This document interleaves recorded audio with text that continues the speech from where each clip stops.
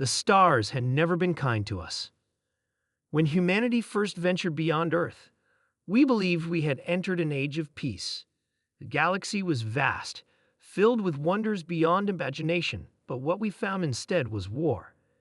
The Xelarians, an ancient empire that had ruled for over 10,000 years, deemed us unworthy of space travel. To them, humanity was an infestation, a species too reckless, too unpredictable, too dangerous to be allowed among the stars. They didn't send ambassadors. They didn't issue warnings. They sent a fleet. 1,000 warships darkened the skies of Mars, reducing our first colony to rubble. In a single day, millions of lives were lost. Their message was clear: surrender. You do not belong among the stars.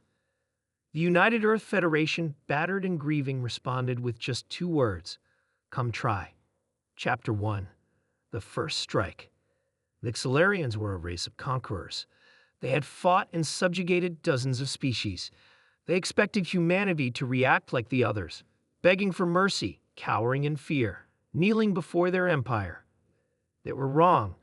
Their armada entered the Sol system, confident in their superiority.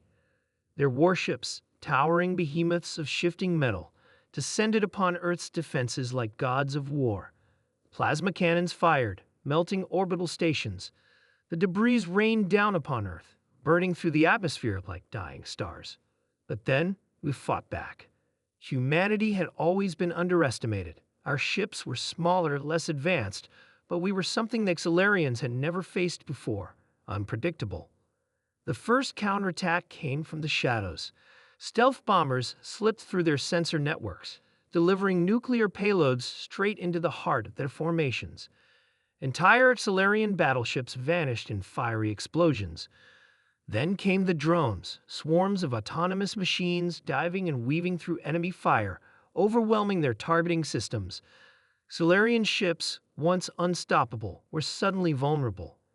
And then the most terrifying thing of all happened. Humanity adapted. Chapter 2. The Ground War. The Xelarians weren't just here to destroy us. They were here to break us. They landed on Earth with legions of biomechanical warriors, each one stronger and faster than a human soldier. Their exoskeleton armor made them impervious to standard firearms. Their weapons disintegrated anything in their path. But they had never fought humans before. At first, we suffered heavy losses.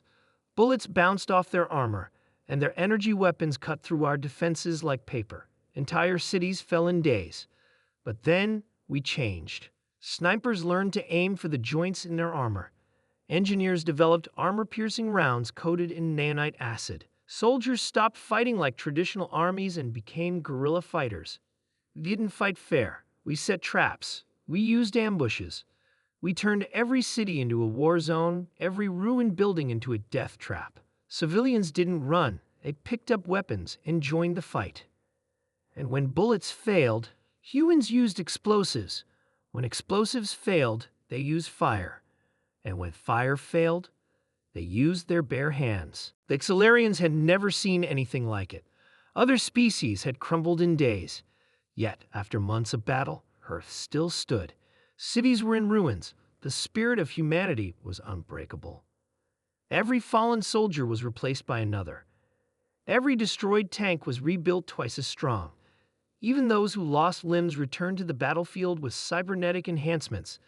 The Xelarians began to ask themselves, what kind of species refuses to die? Chapter 3. The Battle for the Stars.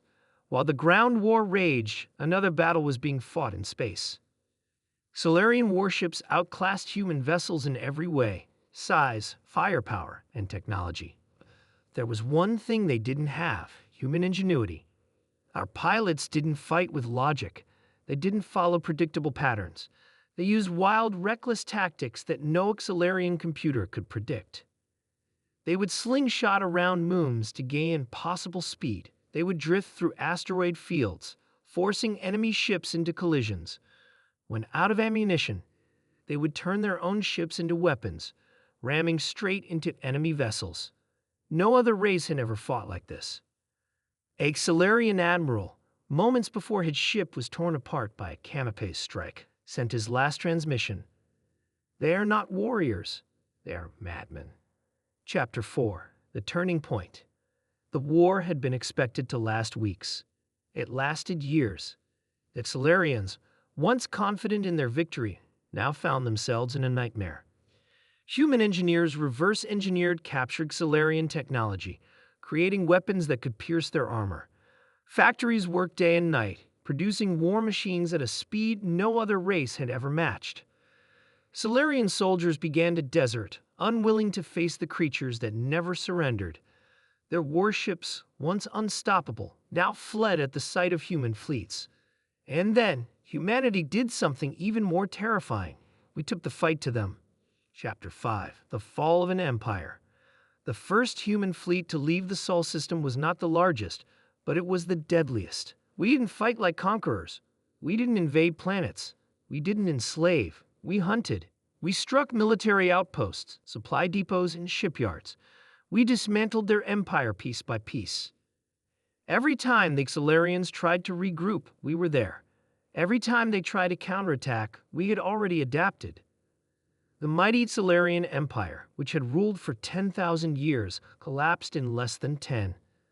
Their High Chancellor, once the most powerful being in the galaxy, knelt before humanity and uttered the words no one had ever expected to hear. We surrender. Epilogue. The fear remains. The war became legend. Other species whispered our name in fear. We were not the strongest. We were not the most advanced. But we were the most dangerous. Because when humanity set its sights on something, nothing in the universe could stop us. And now, the stars were ours. The end.